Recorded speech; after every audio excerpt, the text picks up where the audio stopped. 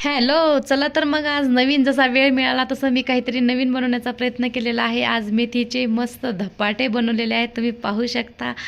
आणि खूप दिवसाच्या नंतर मला मूड झाला आणि मी हे काहीतरी नवीन बनवलेलं कसं बनवलं मी तुमच्यासोबत शेअर करते. नमस्कार, मी आपल्या सर्वांची आवडती लाडकी पोलीस ताई आपल्या खाकीज पोलीस जोडीमध्ये आपलं मनापासून स्वागत करते. मी पहा 2 मेथीच्या जुड्या घेतलेल्या आहेत आणि त्या बारीक चिरून घेतलेल्या आहेत. 2 मेथीच्या जुड्या घेतल्याच्या नंतर 2 वाट्या मोठ्या त्याच्यामध्ये गव्हाचं पीठ मिक्स केलेलं आहे. त्यानंतर 1 वाटी बेसन पीठ मिक्स केलेलं आहे.